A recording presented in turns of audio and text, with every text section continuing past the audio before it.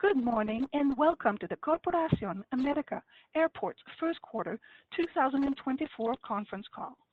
A slide presentation accompanies today's webcast and is available in the Investors section of the Corporacion America Airports website. As a reminder, all participants are in a listen-only mode. There will be an opportunity to ask questions at the end of the presentation.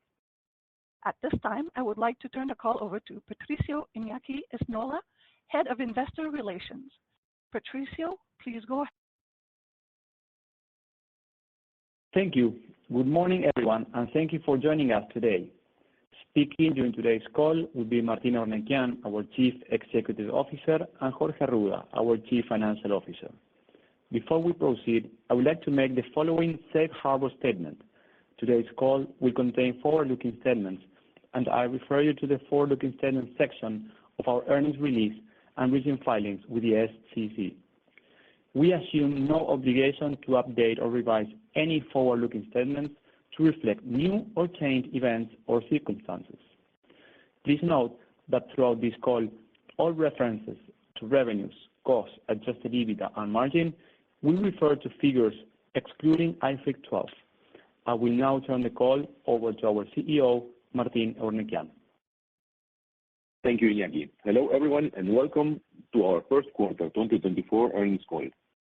I will start today's presentation with some overall highlights on our first quarter's performance.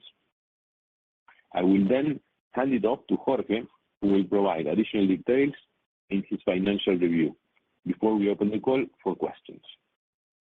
I am pleased with the good start to the new year. We delivered a positive quarter with revenues up in the low double digits against the same quarter last year and beating passenger traffic growth. Our continued focus on commercial execution is posting good results, with revenues per passenger continuing to expand, reaching $20.6 this quarter, an all-time high since our IPO in 2018 in a normalized environment. As a reminder, there were a few quarters in 2020 where passenger figures were significantly reduced due to the pandemic, resulting in artificial revenues per passenger figures. Reflecting our consistent focus on execution and healthy travel demand, adjusted EBITDA increased further, up 16% year-on-year, reaching $163 million, while the margin expanded 1.5 percentage points as we continue to gain operational leverage. This good performance was supported by all geographies, with the exception of Ecuador, which incurred in a mandatory one-time contribution to the security of the country. Moreover, our robust balance sheet with a leverage ratio at an all-time low underscores our commitment to ensuring financial strength while providing flexibility to support growth initiatives. Noteworthy, we recently signed an amendment to our Punta del Este concession agreement that includes, among other things, the extension of the term concession agreement for a 10-year period from 2033 to 2043. Please turn to page 4 for a review of passenger traffic trends. Our airports benefited from a sustained recovery in travel demand, underpinned by higher load factors and the gradual return of flight routes and frequencies across our operations. On a comparable basis, and excluding Natal Airport, in which we exited the concession this February, as previously disclosed, passenger traffic increased 4.3% year-on-year. Growth was mainly driven by international passengers, which increased in the low teens, while domestic traffic remained flat. Moving on to some color by country, starting with Argentina, our main market, which delivered a 5.3% year-on-year increase in passenger traffic. Growth was underpinned by international traffic, up nearly 16%, reflecting increased weekly frequencies from ITA Airways out of Mexico and Emirates, while JetSmart and Paranair announced the launch of new routes. Domestic passenger traffic remained flat in the context of a challenging macro backdrop. Recall that while domestic traffic comprises of 65% of total traffic in the country, over 90% of passenger use fees are generated by international traffic and are fully linked to US dollars. The positive trend continued into April, when international passenger traffic grew by 9.3% against the same month last year. Next, Italy, where passenger traffic was up nearly 14% year-on-year. This good performance was mainly driven by a 17% increase in international traffic and mid-single-digit growth in domestic traffic. Both Florence and Pisa Airport delivered solid traffic growth, while some domestic destinations have yet to resume at Pisa Airport. This positive trend continued into April, when passenger traffic grew by 12% year-on-year. Uruguay also posted strong traffic growth, up 29%, benefiting from the addition of new routes and frequencies. This positive trend continued into April, while JetSmart and Sky have both announced new routes starting in May. By contrast, traffic was weaker in Armenia, Ecuador, and Brazil. Armenia posted relatively flat traffic, following the significantly strong performance over the past couple of years. In April, total traffic was down 4% versus the same month of last year. In Ecuador, traffic declined nearly 3%, driven by weaker domestic traffic following the exit of a local airline in October last year, while international traffic was up 1%. Traffic in April was down 6% year-on-year, as weaker domestic traffic more than offset a 2% increase in international traffic. Lastly, in Brazil, traffic dynamics remained heavily impacted by financial and aircraft constraints at some local airlines, which together with the rising ticket prices affected travel demand, resulting in a comparable year-on-year decline of nearly 2% when excluding Natal Airport. This challenging industry environment continued into April. Moving on to slide 5. Cargo volumes continued to recover and were up in the low single digits year-on-year. Armenia, Ecuador, and Argentina were the main drivers behind cargo volume growth this quarter, while the other geographies posted slight declines. Cargo revenues, in turn, increased 6% in the quarter, with year-on-year improvements in all countries of operations. I will now hand off the call to Jorge, who will review our financial results. Please go ahead. Thank you, Martin, and good day, everyone.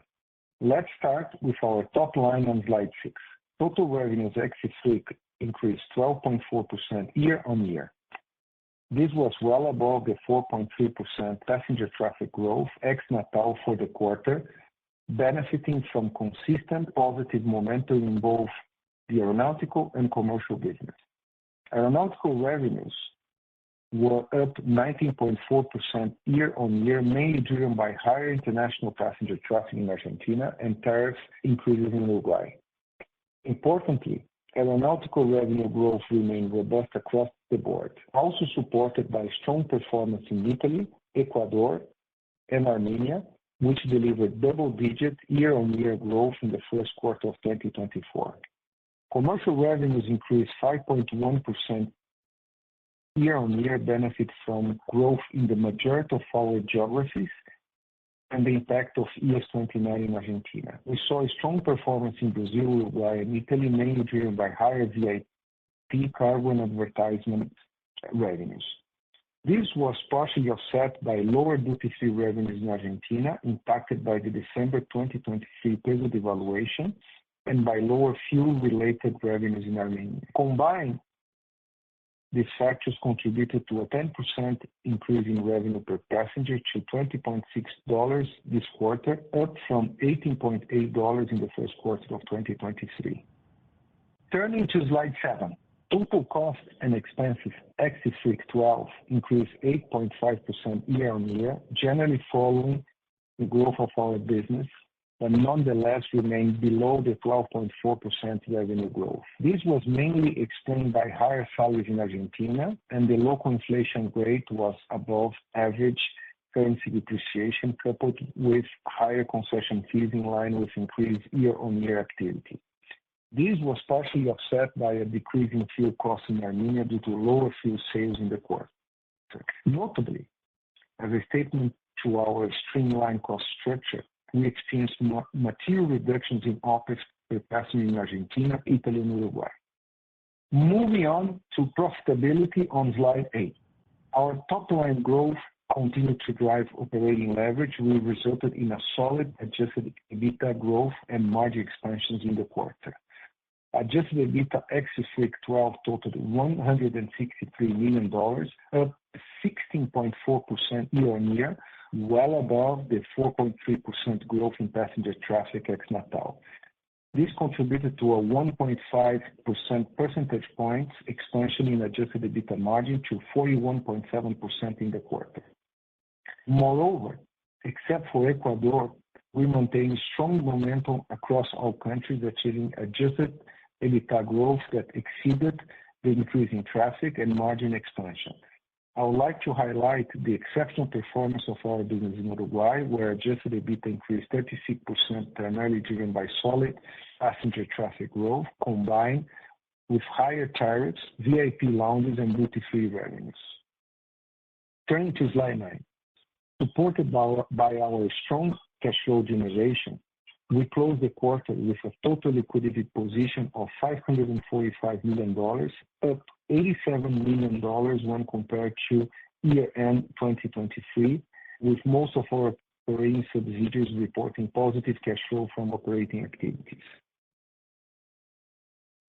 Moving to the debt and maturity profile on slide 10. Total debt at quarter end was $1.2 billion, while our net debt decreased to $821 million from $964 million at year-end 2023. We remain committed to maintaining a robust balance sheet and healthy debt profile. Sustained growth in adjusted EBITDA and a reduction in debt levels have contributed to further reducing our net leverage ratio, bringing it down to 1.2 times from 1.4 times at December 2023. Wrapping up from my side, I also would like to highlight that despite certain headwinds mentioned herein, we delivered growth on revenues per passenger, EBITDA and EBITDA margin without any real expansion in our cost. I'm pleased with the performance of our portfolio. I will now hand the call back to Martin, who will provide closing remarks and discuss our views for the year. Now, to wrap up, please turn to slide 12. We started the year on a positive footing, delivering a solid performance across key operational and financial metrics. Higher operating leverage contributed to drive sustained EBITDA growth and margin expansion and a record low net leverage ratio. Advancing on our strategic priorities, we met 2 milestones this quarter. First, we obtained a 10-year extension of the concession agreement of our Punta del Este Airport in Uruguay.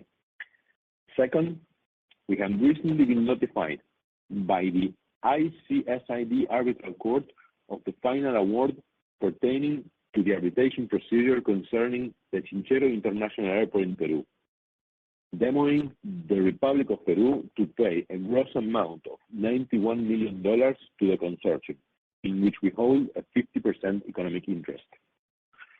We continue to advance in connection with the negotiations related to the expansion of our airports in Yerevan and Florence. At the same time, we continue to selectively assess expansion projects across different geographic regions to further expand our airport network.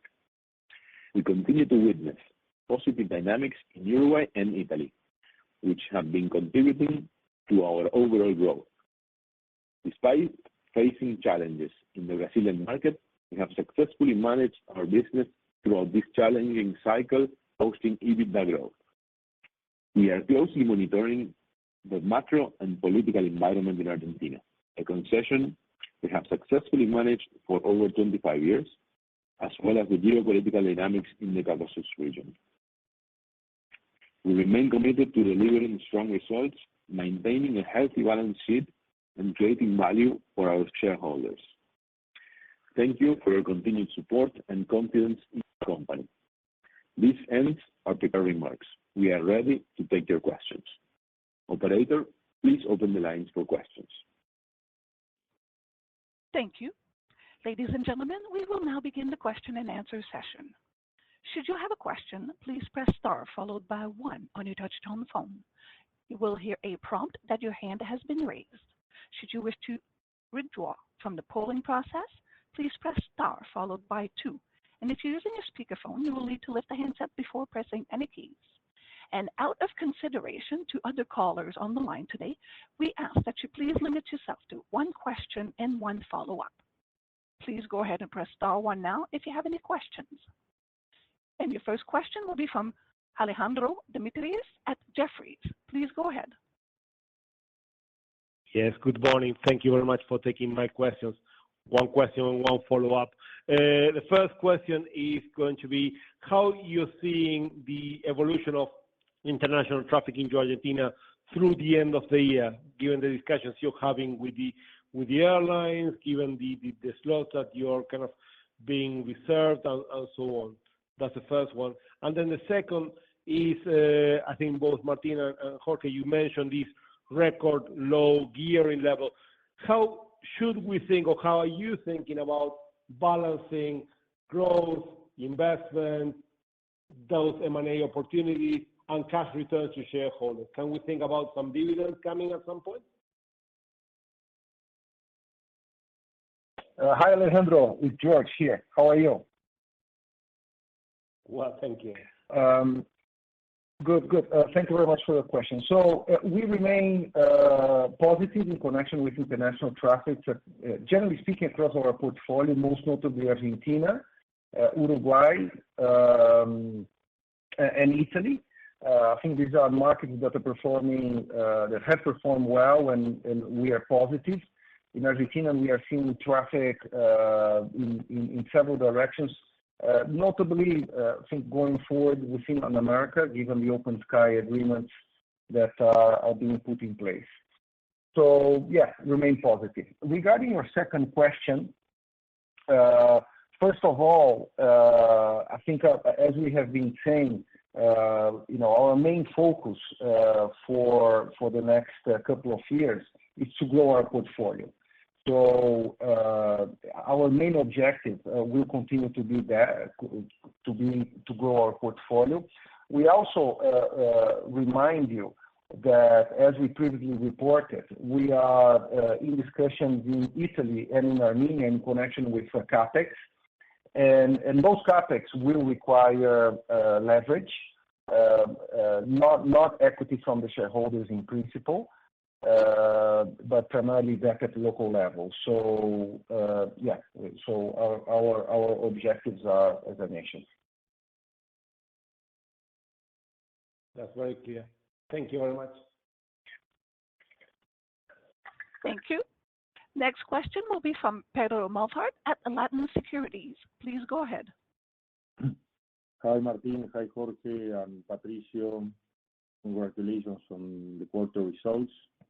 I want to know if when do you expect any adjustments or tariff revisions for Aeropuertos Argentina or Brazil concession throughout this year, and which are the key events for the rest of the year concerning your 3 main projects nowadays, which are the Master Plan Florence in Armenia and also the potential acquisition of Abuja in Nigeria, the airport.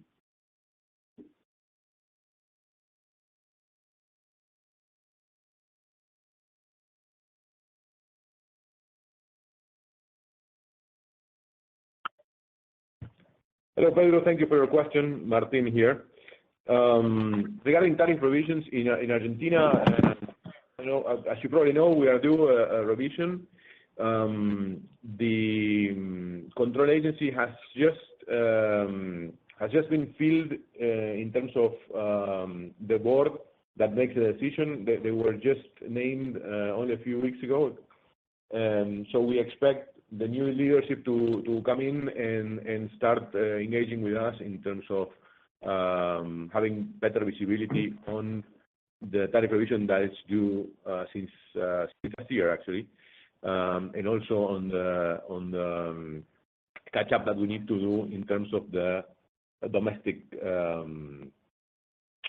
tariff that is denominated in pesos and needs to have a catch-up.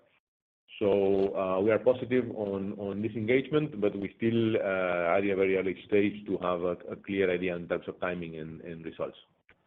I will pass on to Jorge for your follow-up question. Hi, Pedro. George here. So we continue in very active discussions with the respective governments in Italy and Armenia in connection with the respective CAPEX plans. In Italy, to remind everyone, is in connection with a new runway and a new terminal in Florence, and which is much needed. And the airport is a premium airport in a fantastic location in the heart of Tuscany, etc. So we are, really looking forward to obtain that approval. And in connection with Armenia, following the significant growth we have enjoyed in the past 18-24 months, there is a need of an expansion in many aspects of the airport. And again, we are in advanced discussions with the government with a view to close as soon as possible. Obviously, it's difficult for us to precise the timing, but we are working around the clock to make that happen as soon as possible. And Martin here, jumping in on your comment on Nigeria.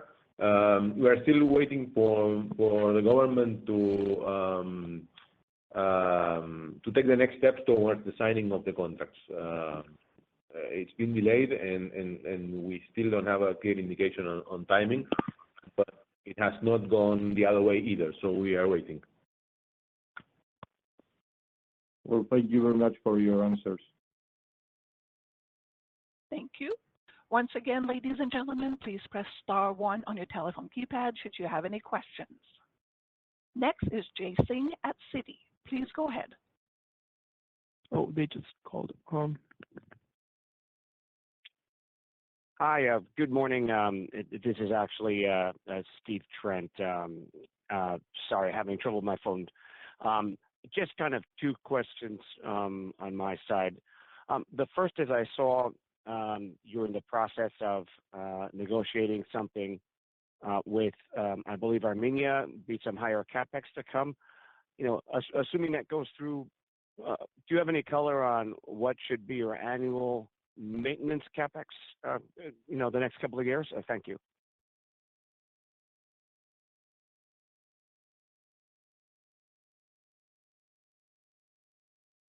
Hello? Yeah, hi.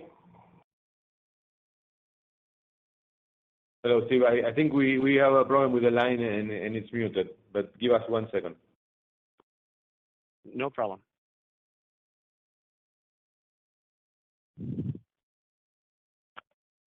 Hi, Steve. This is Iñaki. I think we are having some trouble with George's line. In terms of maintenance CAPEX, the number that you should kind of have in mind is around $30 million, more or less, for the company aggregate on a consolidated basis. Okay, great. Thank you very much, Iñaki. And just one other quick one for me. I know you have that guaranteed return for your Argentine operations. On a high level going forward, to what degree is it possible to consider another extension of AA 2000s, rather than tariff increases? Hello, Steve. Martin here. Thanks for your question. Hey, Martin. As you know, generically, the points of adjustments of these contracts are CAPEX studies and duration. It's still too early to say whether how are these variables are going to kick in, and if this is going to turn into a full renegotiation or not. Remember that the IRR has to be achieved at the end of the concession, so that also depends on the forecasts looking forward into the end of the concession. So I think it's too early to say whether which levy is going to be pulled in order to reach the economic equilibrium of this concession. But as you probably imagine, we are permanently engaging with the government towards and the control agency towards understanding how can that be achieved and what is the easiest and most direct way that also impacts positively on the industry overall. Okay, appreciate that, Martin. Thanks very much. Thank you. And at this time, it appears that we have no further questions. I would like to turn the call back over to Martin. Thank you. I wanted to thank everybody for taking the time to be with us today and remind you that our team is available to engage with any of you if you have any further doubts or inquiries on our company. Thank you very much. Enjoy the rest of your day. Thank you, sir. Ladies and gentlemen, this does indeed conclude today's conference call. Once again, thank you for attending. And at this time, we do ask that you please disconnect your lines.